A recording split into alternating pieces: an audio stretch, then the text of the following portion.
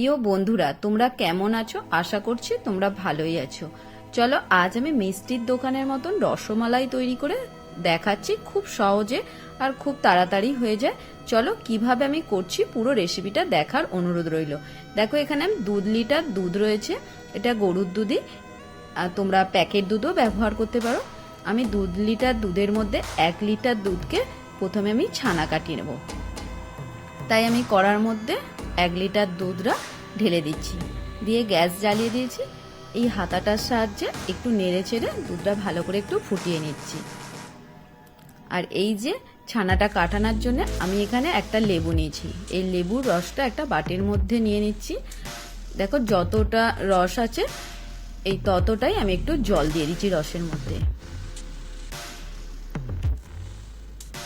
এবার আমি হাতায় করে একটু নেড়ে চেড়ে তারপর দুধটা ফুটে উঠলে আমি এই লেবুর রসটা দিয়ে দিচ্ছি। দেখো কত সুন্দর ছানা কেটে গেছে। এবার আমি এই ছানাটা একটা ছাঁকুনির সাহায্যে ছেঁকে নেব। তোমরা এই ছানাটা লেবুর জায়গায় ভিনিগারও দিতে পারো। দেখো ছানাটা ছাঁকা হয়ে গেছে। এরপর আমি ঠান্ডা জল দিয়ে ভালো করে ধুয়ে নিচ্ছি। এই লেবু দিয়ে ছানাটা কাটিয়েছিলাম, তাই লেবুর যাতে গন্ধটা না থাকে তাই আমি ঠান্ডা জল দিয়ে ভালো করে 2 থেকে 3 বারের মতো ধুয়ে নিয়েছি। এরপর এই ছানাটা একটা থালার মধ্যে ঢেলে নিচ্ছি। তারপর এই হাতের তালুর সাহায্যে ভালো করে চেপে চেপে নিচ্ছি, চেপে একটা নরম মণ্ড পাকিয়ে নেব। এইরকম ভাবে হাতের তালুতে করে চেপে নিলে নরম মতন হয়ে যাবে। তারপরে আমি রসগোল্লাগুলো তৈরি করব। দেখো কতটা নরম হয়েছে, আশা করছি তোমরা দেখে বুঝতে পারছো। আর রসগোল্লাগুলো তৈরি করার আগে হাতের মধ্যে একটু ঘি লাগিয়ে নিচ্ছি। এরপর আমি ছোট্ট ছোট্ট রসগোল্লাগুলো তৈরি করে নেব।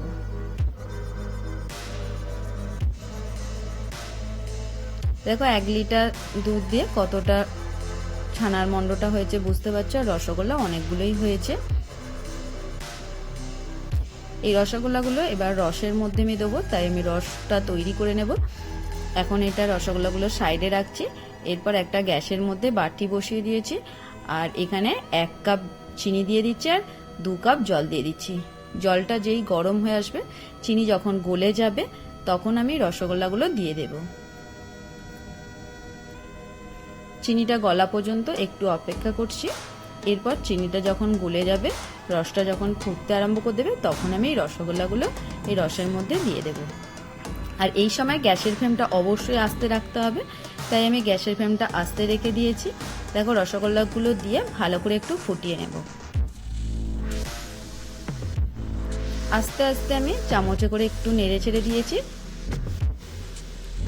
কত সুন্দর ফুটছে। এরপর আমি চাপা দিয়ে দেব। চাপা দিয়ে রেখে দিলে রসগোল্লাগুলো বড় মতন হয়ে যাবে।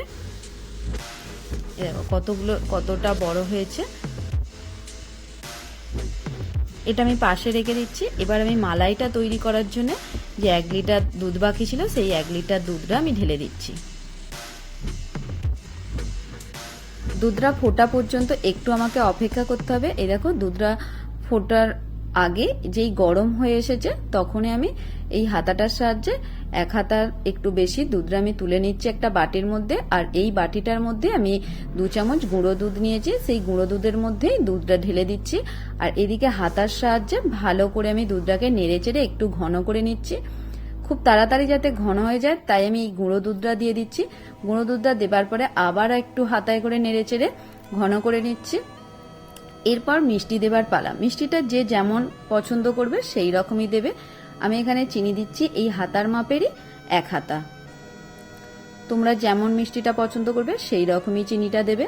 দেখো আবার চিনিটা দেবার পর একটু পাতলা হয়ে যায়, তাই আমি আবার ভালো করে জাল দিয়ে একটু ঘন করে নিচ্ছি। আর এখানে 2টো এলাচকে ফাটিয়ে নিয়েছি, এই এলাচ ফাটানাটাও দিয়ে দেবো।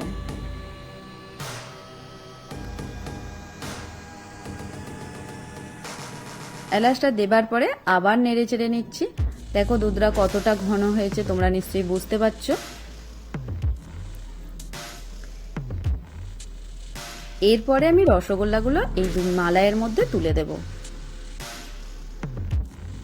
এখানে আমি যে এই রসগোল্লার যে রসটা যে রয়েছে সেটা আমি ব্যবহার করব না, শুধুমাত্র রসগোল্লাগুলো একটা চামচের সাহায্যে তুলে দেব। কিছুক্ষণ নেড়ে চেড়ে নেব, যেই আরও ঘন হয়ে আসবে তখন আমি নামিয়ে নেব। আজকে এই রসমালাইটা কেমন হয়েছে অবশ্যই একটা ছোট করে কমেন্ট করে জানিও। যদি ভালো লাগে লাইক শেয়ার করবে। দেখো তোমরাও বাড়িতে এইভাবে রসমালাই তৈরি করবে, ঠিক দোকানের মতন দেখতেও লাগবে আর খেতেও লাগবে।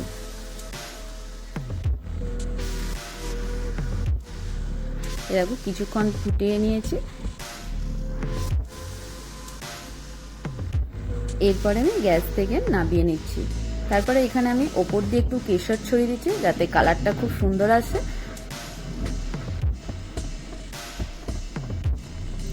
এই দেখো এর কালারটাও যতটা সুন্দর আসছে আর দেখতে দেখছো কত সুন্দর লাগছে। আমরা মিষ্টির দোকানে যে রসমালাইগুলো যেই রকম কৌটোতে মানে বাটিতে দেয়া হয়, আমি সেই বাটিতেই আজ পরিবেশন করছি। দেখো প্রত্যেকটার মধ্যে আমি 4টে করে রসগোল্লা দিচ্ছি আর মালাই দিচ্ছি।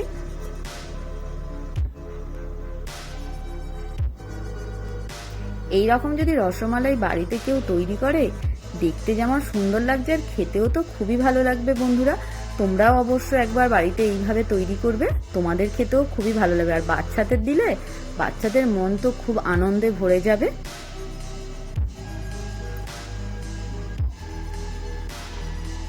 আজ তবে আসি, আবার পরের কোনো রেসিপিতে তোমাদের সঙ্গে দেখা হবে।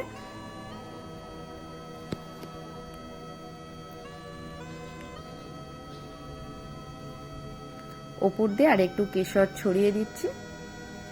দেখো কত সুন্দর দেখতে লাগে।